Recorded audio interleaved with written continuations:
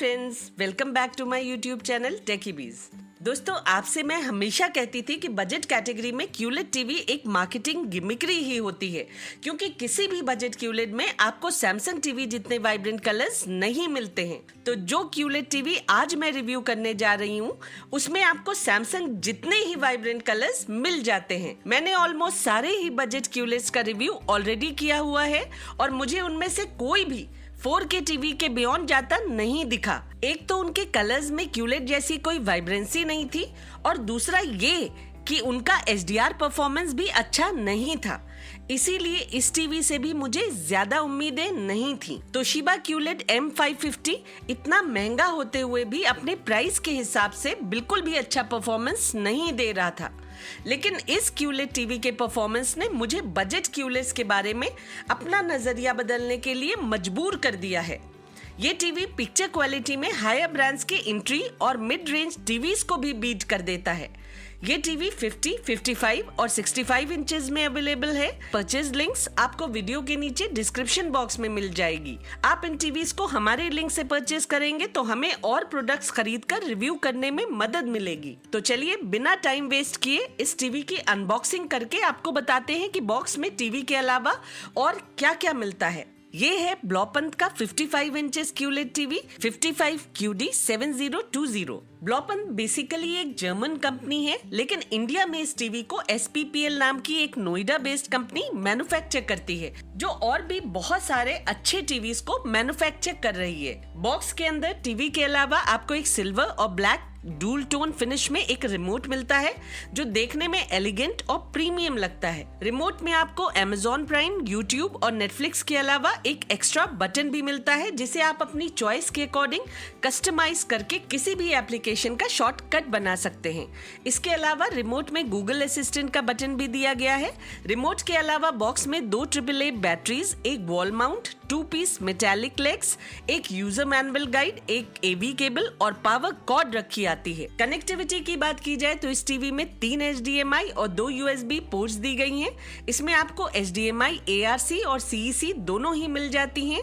इसके अलावा इस टीवी में RF input port, AV port, optical digital port, antenna port और इथरनेट पोर्ट्स दी गई हैं। ये टीवी डुअल बैंड वाईफाई और ब्लूटूथ वर्जन 5.0 के साथ आता है। टीवी की बिल्ड क्वालिटी की बात की जाए तो इसका कंस्ट्रक्शन काफी अच्छा है, जिसे देखकर कहीं से भी नहीं लगता है कि ये एक बजट रेंज का टीवी है। 3 तरफ से टीवी बेजललेस है। टीवी के अराउंड एक थिन ब्लैक फ्रेम ही दिया गया है और नीचे का बेजल सिल्वर मेटालिक फिनिश के साथ आता है, जो टीवी के ब्लैक स्क्रीन और लेग्स के कंट्रास्ट में टीवी को एक ब्यूटीफुल लुक इम्पार्ट करता है। यहाँ सेंटर में टीवी की ब्रांडिंग दी गई है और इसी के नीचे फार फील्ड माइक्रोफोन के साथ एक फिजिकल बटन दिया गया है, जिससे आप बिना रिमोट के भी टीवी को power on off, volume up and down और सोर्स चेंज कर सकते हैं। इस टीवी के लेग्स मेटालिक है और उनका स्टाइलिश अपीयरेंस इस टीवी को एक प्रीमियम फील देता है। बैक की बात की जाए तो हालांकि ये मैग्नेट टीवी से स्ट्रांगली अट्रैक्ट होकर चिपक जाता है, लेकिन इसका ये बिल्कुल भी मतलब नहीं है कि इस टीवी की बैक का कंस्ट्रक्शन मेटालिक है। टीवी की बैक को हाई ग्रेड ABS प्लास्टिक से ही कंस्ट्रक्ट किया गया है। मैग्नेट हर टीवी की बैक पे इसलिए अट्रैक्ट हो जाता है क्योंकि टीवी के अंदर बहुत सारा मेटल होता है। इस टीवी में पोर्ट्स साइड्स में दी गई हैं, जिससे उन्हें एक्सेस करना इजी हो जाता है। ओवरऑल इस टीवी की बिल्ड क्वालिटी काफी अच्छी है और देखने में भी ये स्टाइलिश और प्रीमियम लगता है। अब बात करते हैं कंपनी गिवन फीचर्स और स्पेसिफिकेशंस की। तो ये एक 4K क्यूलेट टीवी है जो 550 निट्स ब्राइटनेस के साथ आता है। इस टीवी में 1.1 बिलियन कलर्स को क्रिएट करने की एबिलिटी दी गई है। डॉल्बी विजन, HDR10+ और HLG तीनों का सपोर्ट आपको इस पे मिल जाता है। इसमें फार फील्ड माइक्रोफोन दिया गया है, जिससे आप बिना रिमोट के भी इस टीवी को वॉइस कमांड दे सकते हैं। टीवी में गूगल UI दी गई है। इसके अलावा ये टीवी डॉल्बी एटमॉस और DTS दोनों को सपोर्ट करता है। टीवी में 4 स्पीकर्स लगाए गए हैं, जिनका ऑडियो आउटपुट 60 वॉट्स है और इसमें साइबर साउंड जेन 2.0 सराउंड साउंड दी गई है। इस टीवी का रिफ्रेश रेट 60 हर्ट्ज है, लेकिन मोशन ब्लर को कंट्रोल करने के लिए इसमें MEMC दिया गया है। इसमें मीडियाटेक का ARM Cortex A53 quad core processor लगाया गया है और ग्राफिक्स के लिए है Mali G52 MC1 प्रोसेसर। तो ये तो थी टीवी की कंपनी गिवन स्पेसिफिकेशंस। अब बात करते हैं इस टीवी के रियल परफॉर्मेंस की। मैं आपको यहाँ बता दूं कि मेरा personal TV 75 inches Soni X90J है। तो आप ये समझ लीजिए कि एक टीवी की पिक्चर क्वालिटी को लेकर मेरे एक्सपेक्टेशंस थोड़े हाई हैं। अगर कोई टीवी ज्यादा कॉस्टली होने के बावजूद ऑलराउंड अच्छा परफॉर्मेंस नहीं दे रहा है तो उस टीवी को मैं कभी रिकमेंड नहीं करती हूँ। मैं सिर्फ वही टीवी आपको सजेस्ट करती हूँ जिसपे कंटेंट्स मेरे लिए भी इंजॉयबल हो, और ये वो टीवी है जिसकी पिक्चर क्वालिटी देखकर मैं बहुत एक्साइटेड हुई थी। इस टीवी का कलर रिप्रोडक्शन QLED की डेफिनेशन को फुली जस्टिफाई करता है। कलर्स बहुत ही वाइब्रेंट और पंची दिखते हैं। सबसे बड़ी बात यह है कि कलर्स में अच्छी एक्यूरेसी भी देखने को मिल जाती है। कहीं से भी कलर्स ओवरली सैचुरेटेड होकर अननेचुरल नहीं लगते हैं। इस टीवी के कलर्स में हायर ब्रांड्स के टीवीज जैसी ही फाइननेस देखने को मिल जाती है।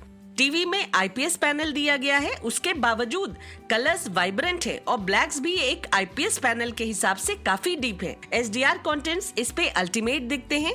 टीवी की पिक्चर्स में एक 3D डेप्थ दिखती है और इतनी डिटेल क्लैरिटी मिलती है जो पिक्चर्स के रियलिस्टिक होने का इल्यूजन क्रिएट करती है, जैसे आप सब कुछ अपनी आंखों से देख रहे हो। इस टीवी की पिक्चर्स इतनी वाइब्रेंट और अट्रैक्टिव लगती हैं कि इस पे प्रोग्राम्स देखना एक एडिक्शन सा हो जाता है। टीवी की पीक ब्राइटनेस 400 निट्स के आसपास ही है, जिसे हम कहीं से भी दी बेस्ट तो नहीं बोल सकते हैं, लेकिन बजट कैटेगरी के टीवी के लिए ये काफी अच्छी है। जब हायर ब्रांड्स के एंट्री और मिड रेंज टीवीज में भी ब्राइटनेस सिर्फ 350 निट्स तक ही जाती है, तब इसकी ब्राइटनेस को हम अच्छा बोल सकते हैं। इसकी ब्राइटनेस इतनी है कि बहुत अच्छे HDR परफॉर्मेंस के साथ साथ आपको इस पे एक डिसेंट HDR और डॉल्बी विजन परफॉर्मेंस मिल जाता है। इस टीवी पे HDR डार्क सीन्स में भी आपको काफी अच्छी डिटेल क्लैरिटी मिलती है। रही बात USB के थ्रू पिक्चर अपस्केलिंग और कंटेंट्स प्ले करने की, तो इस टीवी की पिक्चर अपस्केलिंग बहुत बढ़िया है। मैं ये सारे कंटेंट्स हार्ड ड्राइव के थ्रू प्ले कर रही हूँ। ये Jungle Cruise movie 4K HDR 10 format में है, जो इस टीवी पे अच्छे से प्ले हो रही है। और ये 720p मूवीज हैं जो काफी अपस्केल होकर हायर रेजोल्यूशन में प्ले हो रही हैं। इतने वाइब्रेंट कलर्स मैंने अपने सोनी टीवी पे भी नहीं देखे हैं जो ये टीवी इस 720p की मूवी में दिखा रहा है। तोशिबा M550 QLED टीवी इससे बहुत कॉस्टली होते हुए भी ना तो इस टीवी जैसा कलर रिप्रोडक्शन दे पा रहा था और ना ही उसका HDR डार्क सीन परफॉर्मेंस अच्छा था। आपके सामने इन दोनों टीवीज का साइड बाय साइड कंपैरिजन है। आप खुद देख सकते हैं कि उस टीवी पे आप क्या मिस कर रहे थे। इसके अलावा उस पे ब्लूमिंग थी जो डार्क बैकग्राउंड को खराब कर रही थी। फिर ऐसे फॉल टीवी का क्या मतलब बनता है जिसे एक नॉर्मल 4K टीवी बीट कर दे, और USB के थ्रू भी उसकी पिक्चर अपस्केलिंग ज्यादा अच्छी नहीं थी।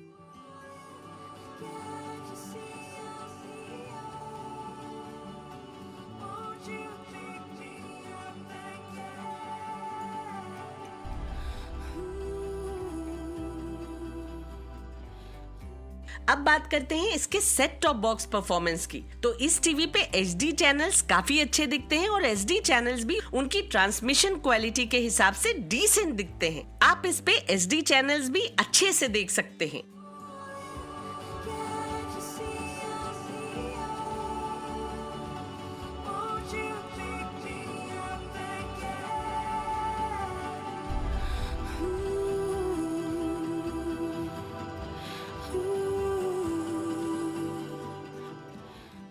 रही मोशन ब्लर की बात, तो इस टीवी में मोशन ब्लर काफी कंट्रोल्ड है, फिर भी कई बार कहीं कहीं कुछ सीन्स में ब्लर दिख जाता है। अब आते हैं इस टीवी की ऑडियो पे, तो वो काफी लाउड है और डायलॉग्स में क्लैरिटी के साथ आपको अच्छा खासा भारीपन भी सुनने को मिल जाता है। आप इस पे म्यूजिक भी बहुत अच्छे से एंजॉय करेंगे।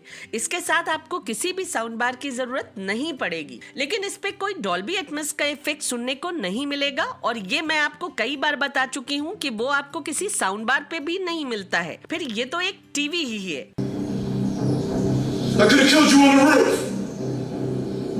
Maybe you should have.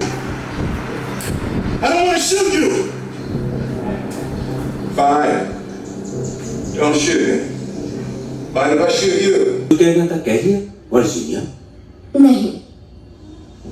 देखो मैं नहीं जानता तुम्हारे पहले स्कूल में क्या होता था। जी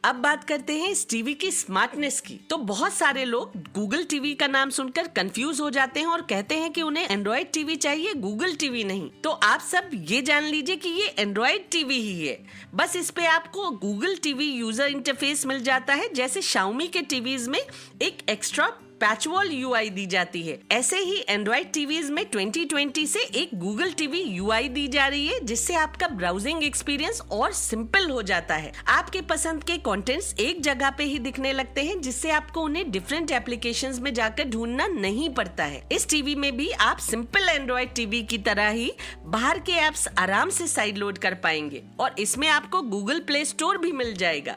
क्रोमकास्ट की बात की जाए तो आपको उसके लिए गूगल होम ऐप अपने फोन में डाउनलोड करना पड़ेगा।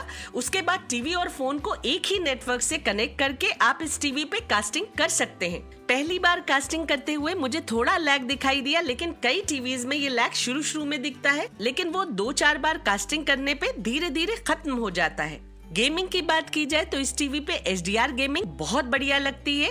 हालांकि इसमें हार्डकोर गेमिंग से रिलेटेड फीचर्स नहीं दिए गए हैं, लेकिन फिर भी गेमिंग इस टीवी पे काफी इंजॉयबल होती है। इस टीवी के ग्राफिक्स बहुत बढ़िया हैं और टीवी की कलर वाइब्रेंसी उन्हें और अट्रैक्टिव बनाती है। अगर आप हार्डकोर गेमर नहीं है, जिसे ALLM, हाई रिफ्रेश रेट और VRR की जरूरत है, तो आप इस पे गेमिंग अच्छे से इंजॉय करेंगे। टीवी का रिस्पॉन्स टाइम भी डिसेंट है, कोई लैग या स्टटरिंग नजर नहीं आती है। गेमिंग कंसोल जिस HDMI में आप कनेक्ट कर रहे हैं उसे सेटिंग्स में जाकर कंसोल मोड में कर दीजिए और विविड HDR10 मोड को चूज करके उसे अपनी लाइकिंग के अकॉर्डिंग सेट कर दीजिए। इस टीवी में कोई सेपरेट गेम मोड नहीं दिया गया है। HDR गेम कनेक्ट करते ही ये टीवी HDR10 मोड में चला जाता है। अब मैं आपका टीवी से रिलेटेड थोड़ा कंफ्यूजन दूर करना चाहूंगी। जो लोग मेरी तरह ज्यादातर नेटफ्लिक्स ही देखते हैं, चाहे वो हायर ब्रांड्स में ही क्यों ना चले जाएं, उनके लिए इस टीवी के अलावा इस प्राइस रेंज में कोई भी दूसरा इतना बढ़िया ऑप्शन नहीं है। हाइसेंस U6G काफी अच्छा टीवी है, लेकिन उसमें भी आपको ये कलर्स देखने को नहीं मिलते हैं। इस टीवी का HDR परफॉर्मेंस भी हाइसेंस U6G से जरा भी कम नहीं है। अगर मैं कहूँ कि इसका HDR performance Hisense U6G TV से ज्यादा अच्छा है, तो वो भी एग्जैजरेशन नहीं होगा, क्योंकि ऐसा रियलिटी में है। LG, सैमसंग और सोनी के बजट टीवीज में आपको ना ही डॉल्बी विजन और ना ही डॉल्बी एटमॉस मिलता है और ना ही इतनी अच्छी ब्राइटनेस मिलती है। आजकल जब सारे ही कंटेंट्स मोस्टली डॉल्बी विजन में आ रहे हैं, ऐसे में ज्यादा कीमत देकर एक ऐसे टीवी को लेना जिसमें ये तीनों फीचर्स मिसिंग है, वो कोई अकलमंदी नहीं कहलाई जाएगी। अगर शुरू में ही टीवी की पिक्चर क्वालिटी से कॉम्प्रोमाइज करना पड़ जाए, तो फिर ऐसे टीवी की अगर आफ्टर सेल सर्विसेज भी अच्छी हैं, तो उससे क्या फायदा है। कम से कम एक अच्छी पिक्चर क्वालिटी वाले टीवी पे आप अच्छे से कंटेंट्स तो एंजॉय करेंगे, और अगर आप टीवी के साथ एक्सटेंडेड वारंटी खरीद लें तो आपको मेंटल सेटिस्फैक्शन भी रहेगा। बहुत सारे लोग मुझसे पूछते हैं कि मुझे ऐसा टीवी बताइए जो 7-8 साल चल जाए। तो ये जान लीजिए कि जैसे किसी इंसान की जिंदगी का भरोसा नहीं होता है, वैसे ही किसी भी टीवी के बारे में ये नहीं बताया जा सकता है कि वो कितना चलेगा। चलने को टीवी 5 से 6 साल भी चल सकता है, और खराब होने की बात हो तो 1-2 साल में भी खराब हो सकता है। अगर आप मेरे कमेंट सेक्शन में जाकर कमेंट्स पढ़े तो मेरे पास सोनी, सैमसंग और LG टीवीज को लेकर भी बहुत कंप्लेंट्स आती हैं। वो मुझसे कहते हैं कि आप सबको मना कर दीजिए कि ये टीवीज ना लें। तो आप ही बताइए कि अगर मैं ऐसा करने लगी तो फिर मैं कौन सा टीवी सजेस्ट करूंगी। मैं आपको साफ साफ बता दूं कि बजट कैटेगरी या फिर हायर ब्रांड्स के टीवीज की एक्सपेक्टेड लाइफ 3 से 4 साल ही होती है। उससे ज्यादा चल जाए तो आपकी किस्मत।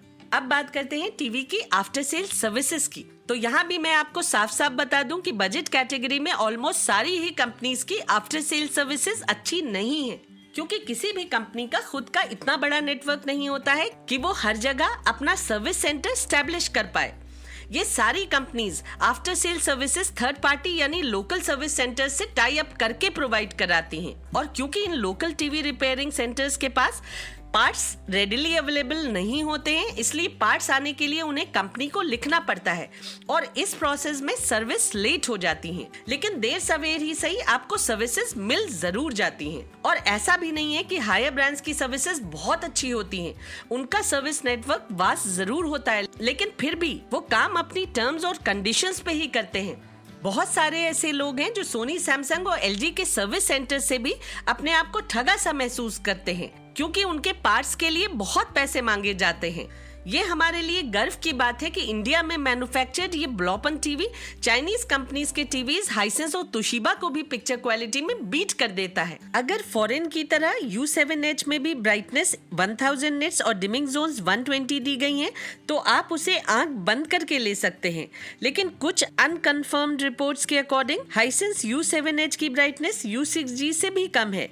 अगर ऐसा है तो जिस प्राइस पे ये आएगा वो ज्यादा अच्छी डील नहीं होगी। और फिर उसके साथ Amazon Fire TV स्टिक का मिलना ये हिंट देता है कि most probably this is not an Android based TV. तो दोस्तों, उम्मीद है ये वीडियो आपको अच्छी और हेल्पफुल लगी होगी। अब जल्द मिलते हैं अगली वीडियो में, तब तक के लिए take care and stay safe.